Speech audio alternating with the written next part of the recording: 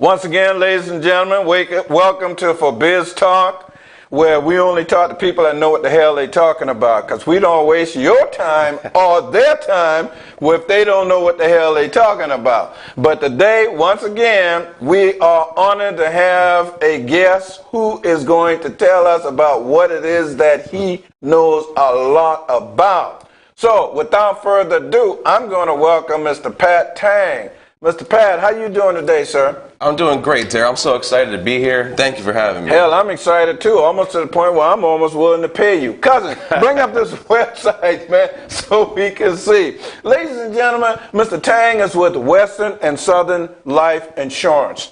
I want to give you this website so that for additional information, you'll be able to go to this site and find out what it is that they offer. And if you find a product that you feel you want to take advantage of from Western and Southern Life, what I want you to do is you call Mr. Tang, and he's going to give you his contact information in a few.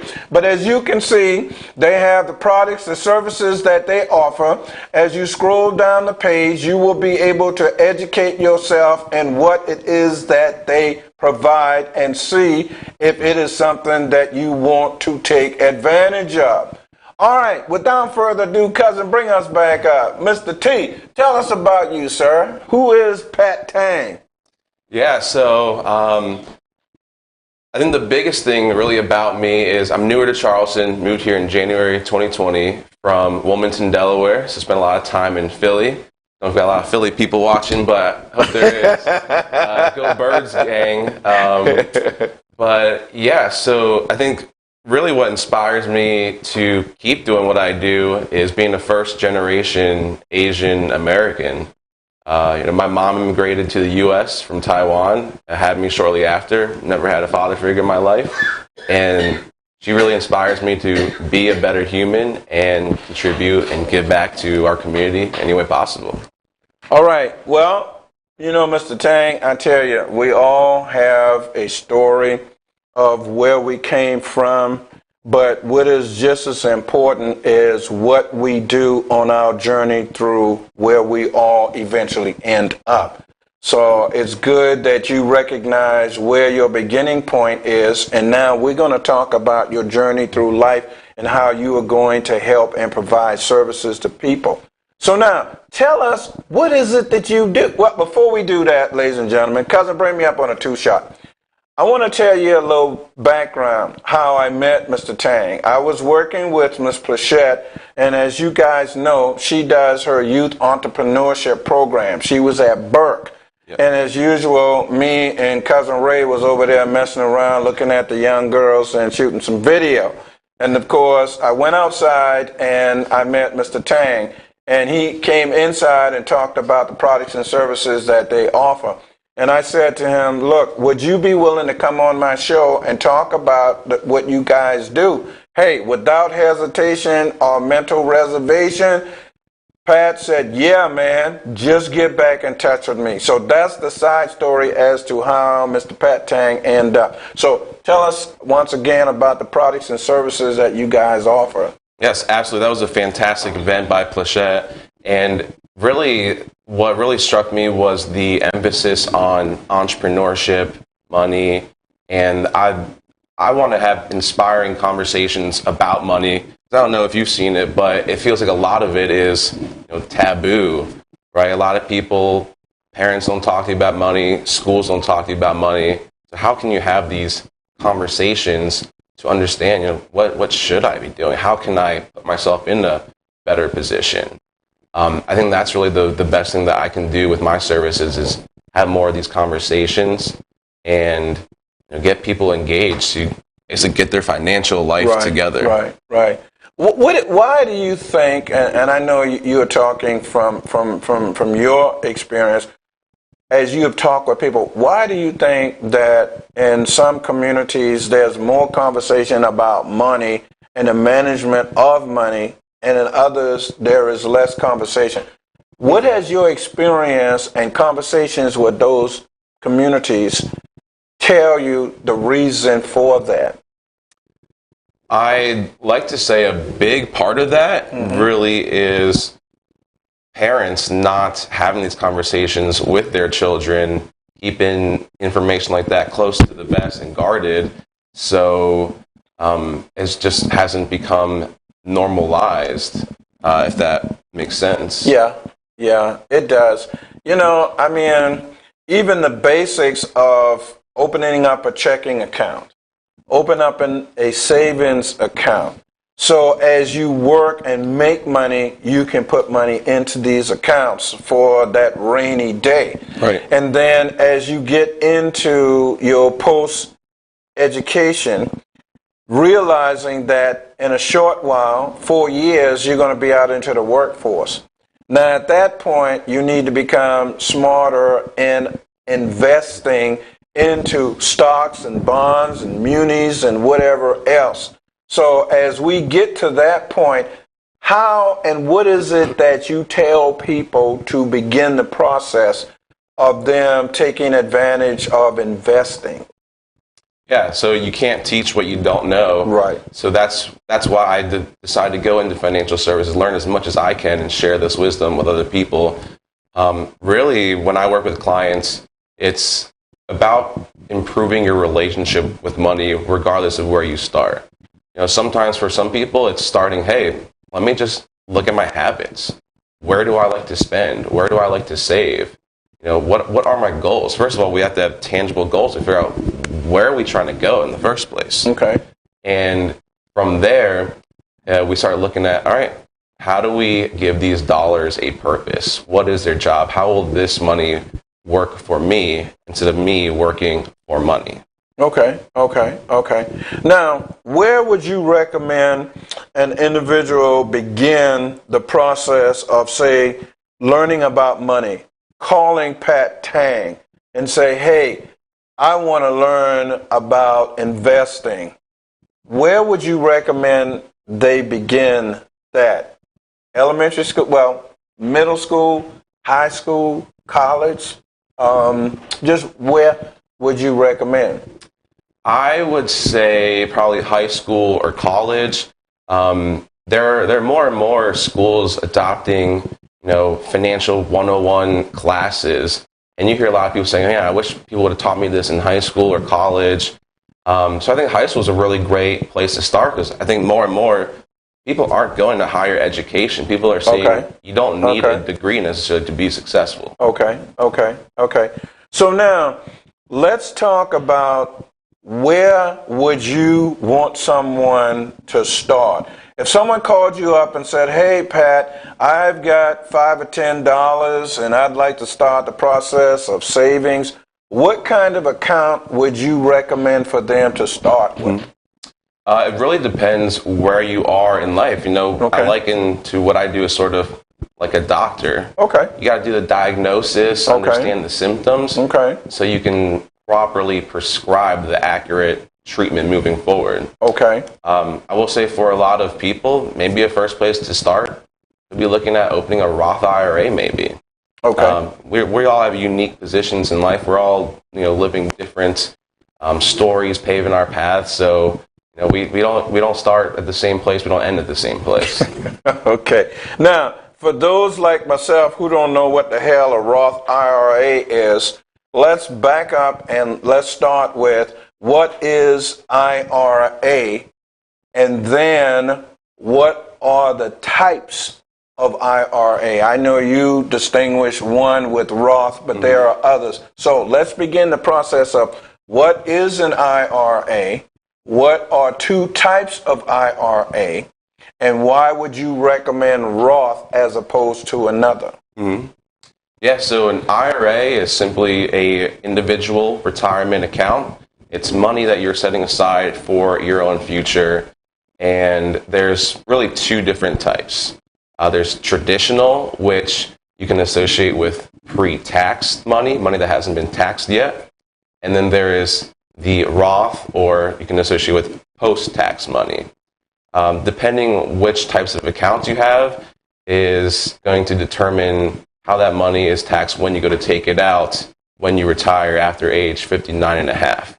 So I think a good example is, think about a farmer, right? Would you rather pay tax on the seeds that you're purchasing now, or would you rather pay tax on your full, big, beautiful harvest of crops after you've done the growing, the hard work, and all of that, right? Okay. All right. So now, beautiful. I like what you just said and how you said it. Now, I am in college. I may or may not have an IRA. What would you recommend for a college student as a place to begin? And it still could be an IRA. Yeah. So if you think that, but what else? Now, am I at the point where you would begin to educate me about other financial instruments that I could utilize? So if I came to you as a college freshman and say, Pat, tell me what I need to do. You told me about the IRA in high school. Now tell me now that I'm in college, what should I be looking at? I think as a college freshman, it's really important to first just understand, really your mindset about money, and learn more. How can I make money? Whether that's focusing on whatever job you're going to do after college or whatever business you want to start. First, understanding basic things like budgeting. I know so many very, very successful, very wealthy people who didn't necessarily get into investing in things till later in life, but just because they understood that I got to play good offense in terms of earning money is super important. But what's even harder that a lot of people are lacking is a good defense when it comes to their money. Okay, all right. So now, you've taken me from high school, you've taken me to college, I'm graduating, I got that degree now, so I'm about to go out in the world and make that big money. And I come to you and say, now, Pat, I'm in phase 3. What do you recommend I do now that I am working, as far as what financial instrument you would recommend I use? Right. When you start working, that's really when all of this stuff becomes more important and you can actually start utilizing it. Figure out what your monthly expenses are, but also give yourself some fun money, some rainy day, whatever you want to call it. Whoa. Because you gotta enjoy life too, right? Right. There's so much focus on, I don't want to make all these sacrifices now, right? You don't have to make all these sacrifices now, right? Time is precious. So it's all about enjoying life now, but also remembering, let me do a little bit to take care of future self. So, 60-year-old me will be, oh, wow, thank you so much, 25-year-old me, for getting started, doing all the right things. But yeah, looking at putting some money aside. Maybe it's a retirement account, maybe just savings account. Build up your savings first. Okay. Too many people are one emergency expense away from going bankrupt. Yeah, this is true. And the pandemic showed us exactly how relevant that statement and true that statement is. Okay, now, so you've taken me from high school, college, now I'm out in the workforce. Where and what else do you offer in the way of financial instruments? So investing is a big piece of it because people love to talk about money, saving it, making it grow. But another important aspect is insurance too. You got to protect yourself in case things happen, especially when you have family responsibilities. I think of my good friend, my first client, Gus. Actually, he's the motivation that why I keep doing what I do. Okay. He owned his own general contracting business. Loved playing poker, volleyball, golfing together, and he also was, more importantly, his role as a good single dad to Julian, his teenage son at the time. Okay. And so he wanted to get his financial life together. And so part of that responsibility, right, we talk investments, budgeting, saving, but it's also making sure you're protecting your future with insurance. And it's a blessing in disguise. I say that because Gus, we did business together. He purchased insurance because he wanted security and comfort for his kid's future. We did business in 2018 together. Wow. And shortly after that, he got in a car accident. And car accident, nothing major, but he started feeling sick, not so great afterwards. And he ended up going to the doctor, getting checked out. And when he came out of that visit that day, it changed his life. He was diagnosed with a very rare form of cancer. It's a NUT carcinoma, or NC. Don't Google it because it will make you depressed. Wow. And he about 16 months later, he passed away. And I couldn't help ease the emotional burden. Wow. So I said, you know what? Here's $250,000. Whoa. Use this money. Send Julian to college. Pay off mortgage. Like this, I can't help the emotional pain, but I hope I can relieve some financial strain. Wow. Okay. So now we've talked about investing. We've talked about education for money management. And then we have talked about the insurance. The insurance, I want you to kind of walk me through what type of insurance. Because traditionally in our community, black community, we don't see insurance as an investment. We see insurance as a necessity to pay for that funeral bill. But I understand that there are different types of insurances for different purposes. So let's exclude the insurance that we get to bury someone, and let's jump into the insurance that if I did get ill or sick or decided I want to take some money out to send my kid to college, that's the kind of insurance I want to talk about. Okay. Tell me about that. Yeah, I think it'll blow your mind when you think about how many different insurance products there are out there. Long-term care, disability, cancer insurance, life insurance, right? There's health insurance, vision. Oh, you got all of that. And I think all these are very important because you got to remember, you are your greatest asset, your ability to earn an income. You know, people forget that, if you're 30 years old and you can work for another 30 years maybe. And if you're making $50,000 a year, call it, over 30 years, that's over $1.5 million. That's human potential right there. And we all have so much potential that we need to protect for ourselves and for the people that depend on us. Okay. Now, what is this specific name of the type of insurance that would guarantee a income for you when you retired, or for you to borrow against for your kids or kids to go to college? What type of insurance specifically is that called? There's a few different kinds. Okay.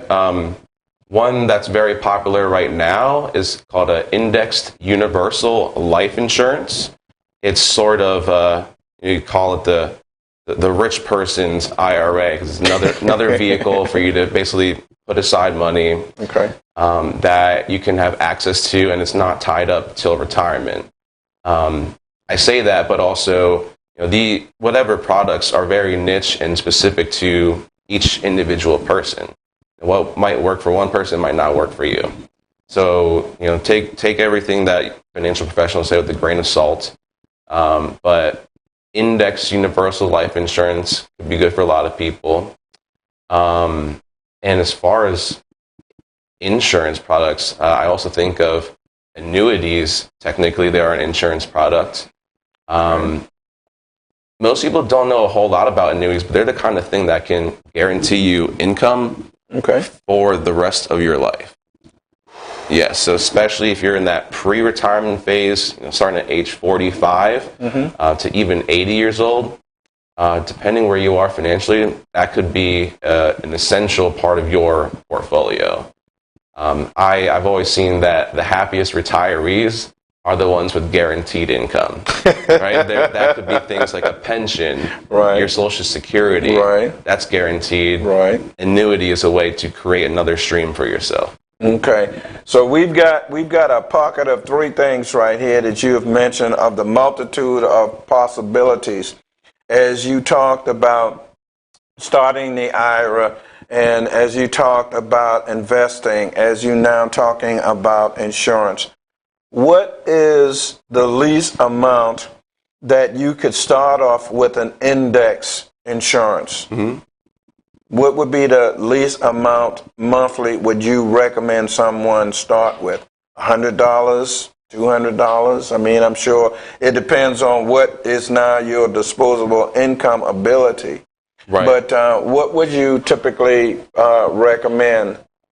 I would recommend anything. Getting started, anything is better than nothing. Okay. If you can, maybe start with $100 a month. Okay. Whether you put that into some sort of investment or into an insurance product, you're taking the baby steps to put yourself in a better position. So I have a lot of investment minimums. That's $100 a month, but do something to get your financial life together, regardless of what it is. There's a myth that people think you need to have $1 million. You have to have a lot of money to work with a wealth manager.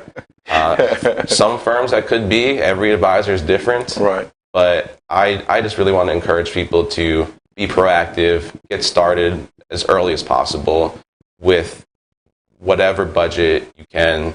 Because you're right. It depends on your disposable income, where you are financially. If you can do more, great.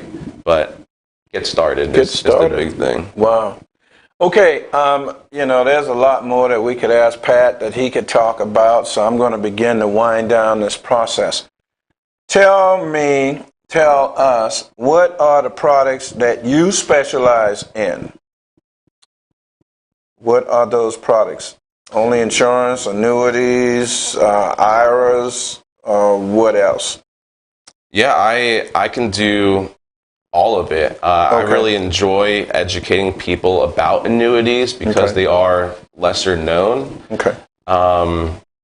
And also any sort of index funds, mutual funds, that is right up my alley, because I'm not about trying to pick the next unicorn, the next company that's going to be like Amazon. I'll buy the whole haystack. Instead of trying to find that needle in the haystack. Okay. Sounds good. Now, tell the people how they can contact you. Yes, so the best way to contact me, go ahead, follow me on LinkedIn. That's Pat the Panda Tang on LinkedIn. You can check out my website, also my cell phone number. I'll give that out to you. That's 302-650-8154. It's a funky area code, but I am here in Charleston. 302 is a good area code. Yeah. Email me, call me, text me. I am always happy to sit down with you, have a conversation over coffee, drink, lunch, and just share with you some wisdom. Okay. Now, let me ask this. I don't know if this is something that you do. Do you put on like seminars and webinars to educate people to the different financial products and instruments that are available? Or is it basically if someone calls you, you set up an appointment and you educate them? So I'm trying to determine which it is. I know if somebody calls you, you set up an appointment, but do you schedule regular webinars and seminars and invite people to come in to hear them? Yeah, so that's what I'm very excited for now that COVID seems to be easing up a little bit. We're able to get out there, put on more events, because I'm a big event guy. I love meeting people, making those connections, and also connecting other people with each other. So the first thing we're getting started is in April. I think this is the 19th. Actually, me and one of my partners, Paul Carswell with Medicare Portal, amazing guy. Okay. He and I will be putting on seminars at the Goose Creek Community Center. It's like every third Thursday of every month, talking about different financial planning, investments, insurance, Medicare, really how to take care of future self. Okay. Be on the lookout. I'll be doing some more pop-up events here and there, little workshops, seminars, and I welcome anyone that wants to develop their knowledge and start taking action to become financially responsible. Okay, so in conclusion, Pat, where do they go to find out about the pop-ups and the monthly meetings, information, disseminations that you do, where do they need to go to find that? So a lot of my information will be on my social medias, LinkedIn, Pat the Panda Tang, and also Facebook. Okay. I got Pat Tang, Western Southern Life. That's my business page. But also my personal page is open to the public. I'm a very open person. Connect with me, add me as a friend. I'll accept you and we can chat from there. Okay. That phone number again? 302-650-8154. That social media again? Pat the Panda Tang on LinkedIn and Pat Tang, Western Southern Life on Facebook. All right, ladies and gentlemen, you heard it once again. For Biz Talk, we only talk to people who know what the hell they're talking about. So I guess at this point now you can concur with me that Pat the Tang knows exactly what the hell he's talking about. Because if he didn't, I'd have just cut his mic off and then we wouldn't have had no more of that. So Pat, is there anything else you want to say, brother, before we leave? I will add one thing. I just have seen a lot of things happen recently, especially given current events of the world, and life is our life is precious. It's super short. We don't have enough time to do all the things that we love. So I'd say get after it. Go do the things that make your heart light up, and be a good person. Okay, well that's good. All right, ladies and gentlemen, I think we have concluded what we're going to talk about today. So, cousin, take us out of here.